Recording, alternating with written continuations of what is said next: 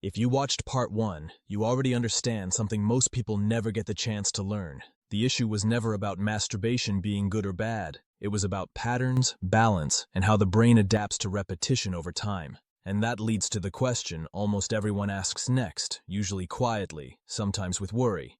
If my habits have been off for a while. If I've been overstimulated.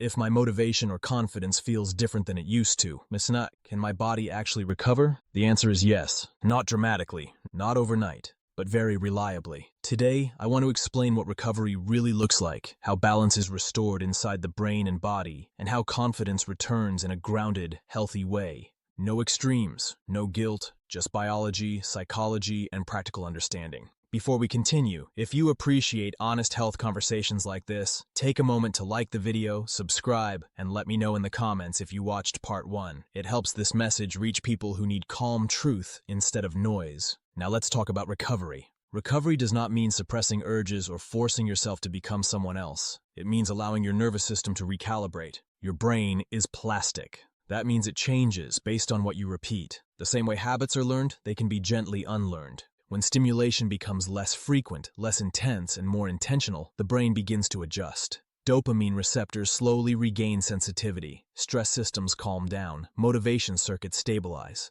This process doesn't feel like fireworks, it feels like clarity. One of the first things people notice during recovery is mental quiet. Thoughts feel less scattered. The constant pull toward stimulation softens. Focus becomes possible again, even if it's subtle at first. Biologically, this happens because dopamine signaling becomes more efficient. Instead of large spikes followed by crashes, the brain starts responding to smaller, more natural rewards. Emotionally, this feels like steadiness, less agitation, less inner pressure. Practically, people start finishing tasks again. Conversations feel easier. Decision-making feels less exhausting. This isn't discipline. It's your nervous system coming back into balance. Now let's talk about balance, because balance is where most people get confused.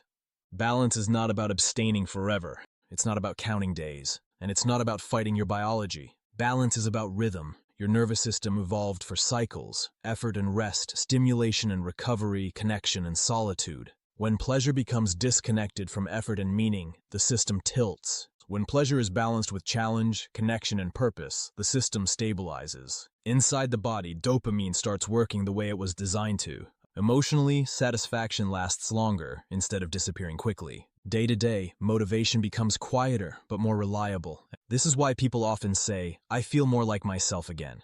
Not euphoric, not perfect, just grounded. Now let's talk about confidence, because confidence is often misunderstood. Confidence is not loud, it's not aggressive, and it's not pretending urges don't exist. Confidence is self-trust. It's the sense that you can experience discomfort without immediately escaping it. Biologically, when you tolerate mild discomfort without reacting impulsively, stress circuits in the brain calm down. The prefrontal cortex, which handles decision-making and self-regulation, becomes more active.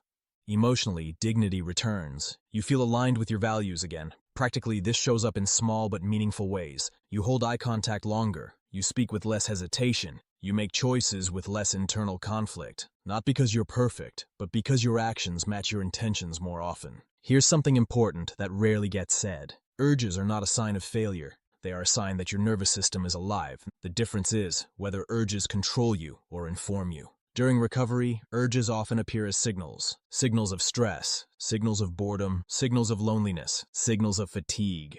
When you learn to pause and ask, what is this urge actually pointing to? Confidence grows naturally.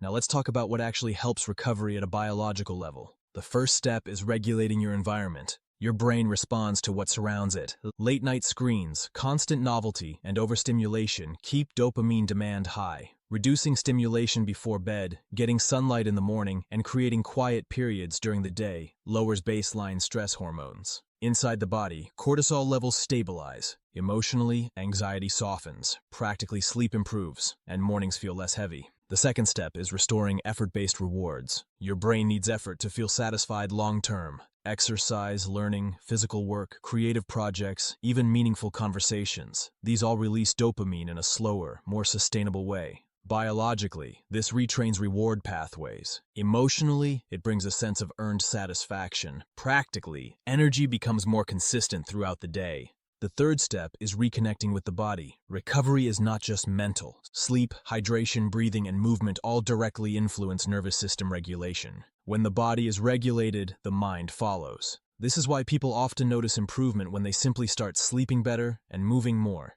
even before changing any other habit. Now let's address something people are often afraid to ask. What if I mess up? Recovery is not a straight line.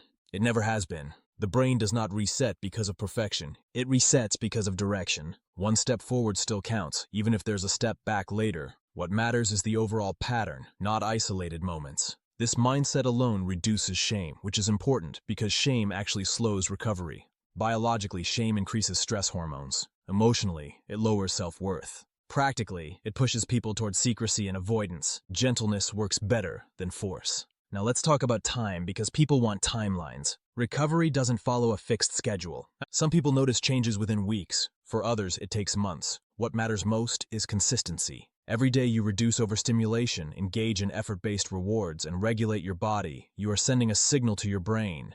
I'm creating safety now. And the brain responds to safety. Let me say something clearly, because this matters. You are not behind. You are not damaged. And you are not fighting your body. Your body has been doing exactly what it was designed to do in response to its environment. Now you're simply changing the environment, and that changes everything. As balance returns, confidence grows quietly. Not as hype, not as dominance, but as calm presence. You feel more comfortable in your own skin, more patient, more intentional. And this confidence is durable because it's rooted in biology and self-trust, not pressure. If this video helped you understand recovery in a healthier way, like the video, subscribe, and share it with someone who needs reassurance instead of judgment.